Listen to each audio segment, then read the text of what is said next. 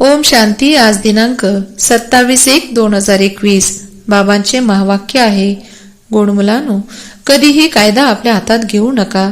जर कोणाची चूक असेल तर बाबांना सांगा, बाबा सावधान करतील.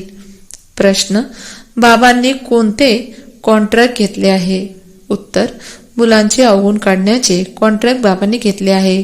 मुलांच्या कमी कमजोरी बाबा ऐकतात तर त्या काढण्यासाठी प्रेमाने समजावून सांगतात.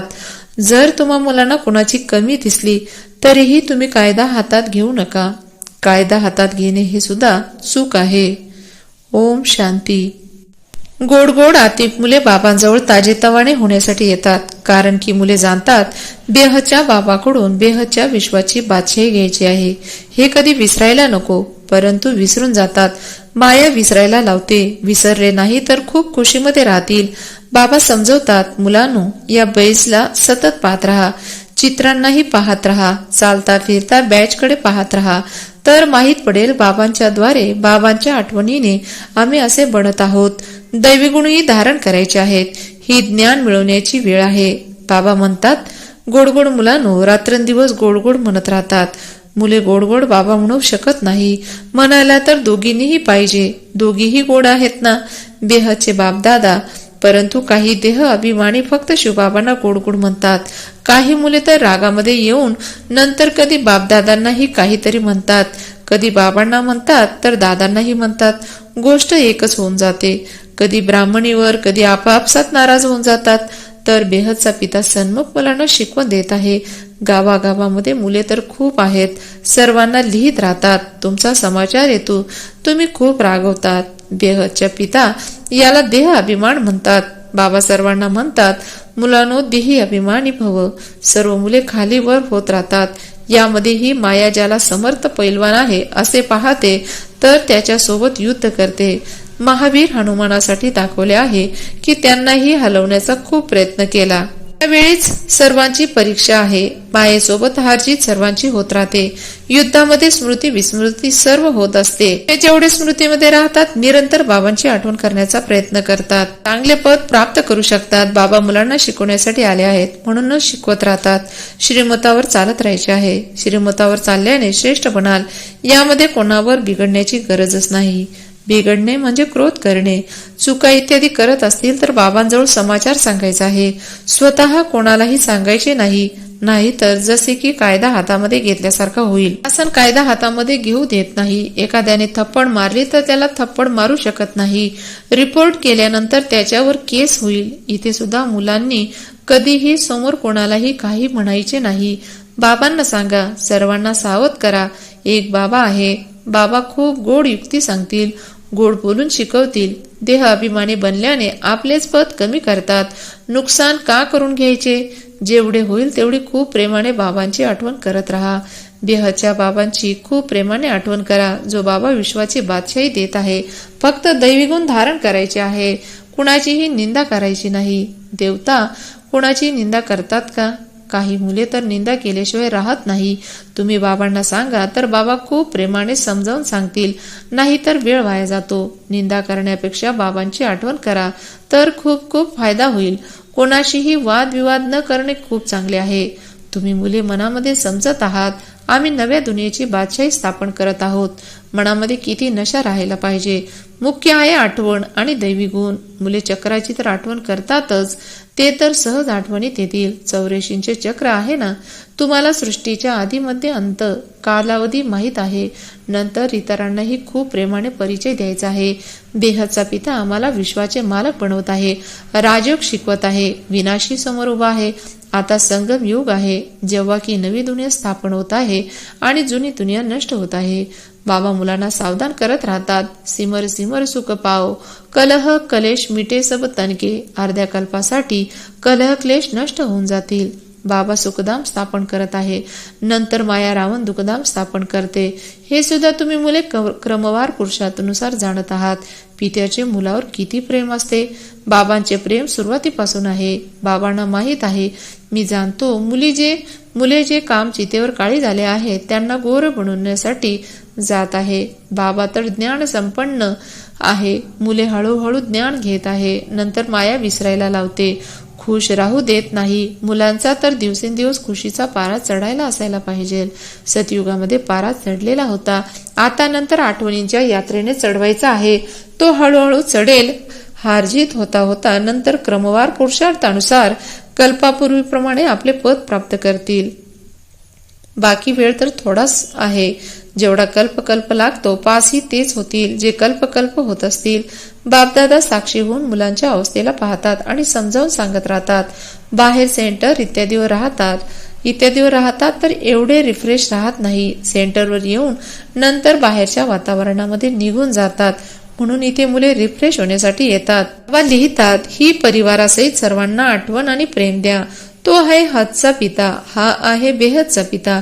बाबा आणि दादा दोघांचे खूप प्रेम आहे, कारण की कल्प प्रेमळ सेवा करतात आणि खूप प्रेमाने करतात.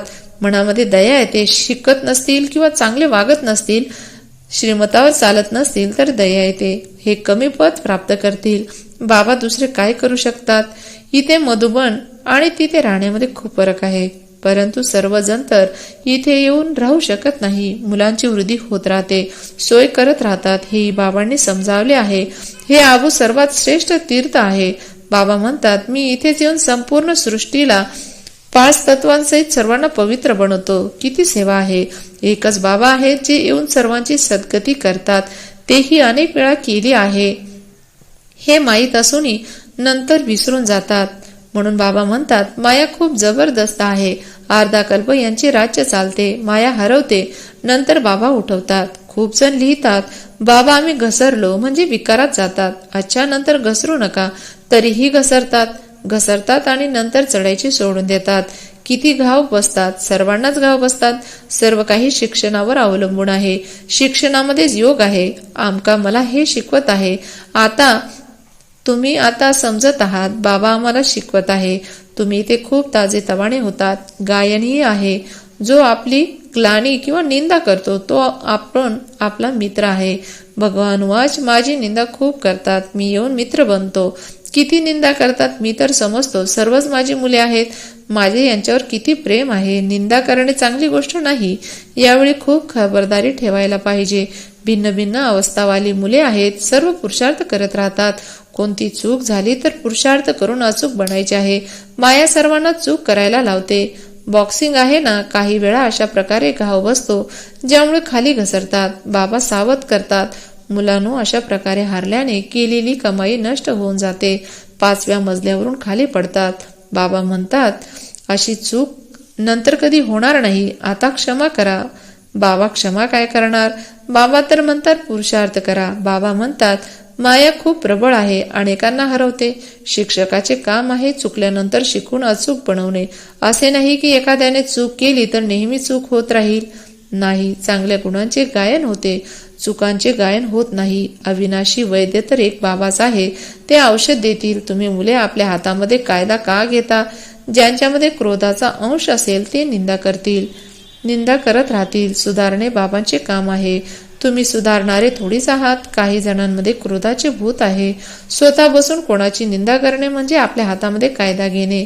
यामुळे ते सुधारणार नाहीत. अजूनच वादविवाद होत राहतील, नाराज होऊन जातील. सर्व मुलांसाठी एक बाबा बसले आहेत.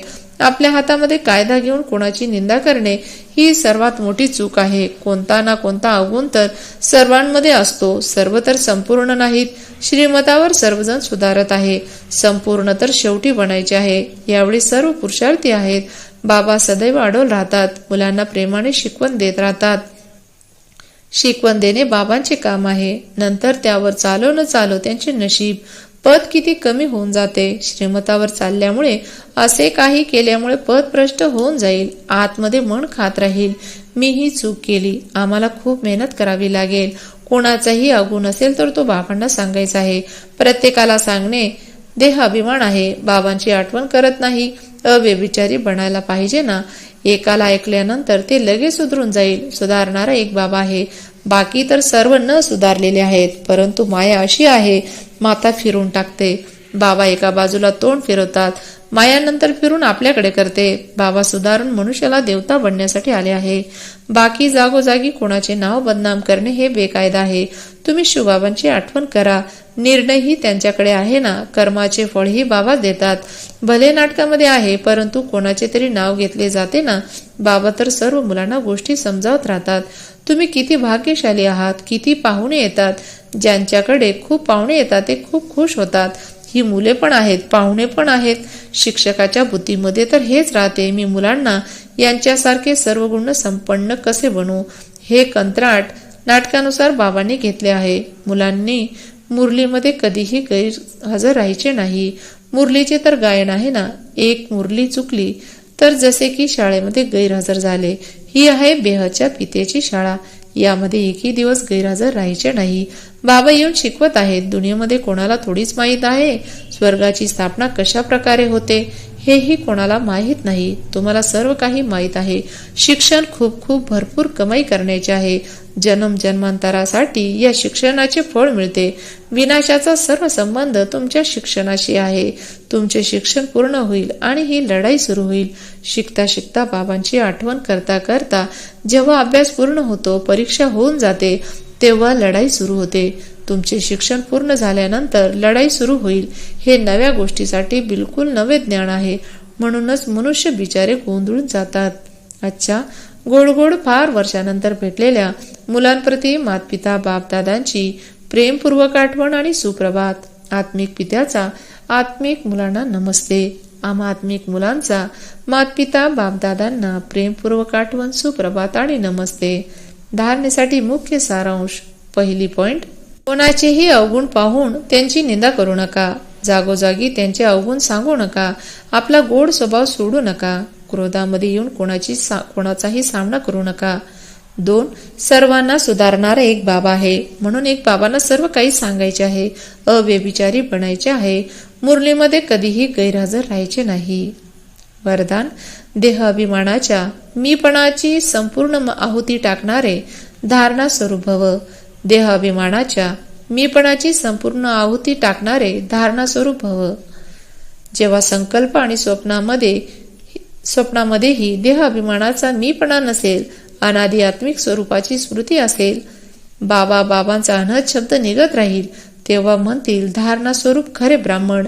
मीपणा अर्थात जुना स्वभाव संस्कार रूपी सृष्टीला जेव्हा आपण ब्राह्मण या महायज्ञामध्ये स्वाहा करतो, तेव्हा या जुन्या सृष्टीची आहुती पडेल. तर ज्याप्रमाणे यज्ञ रचण्याची निमित्त बनले आहात, अशा प्रकारे आता अंतिम आहुती टाकून समाप्तीचेही निमित्त बना. बोधवाक्य, स्वतःशी, सेवेशी आणि सर्वांशी संतुष्टतेचे सर्टिफिकेट घेणेच सिद्धी स्वरूप बनणे आहे. स्वतःशी, सेवेशी आणि सर्वांशी संतुष्टतेचे सर्टिफिकेट घेणेच सिद्धी स्वरूप बनणे आहे. ओम शांती.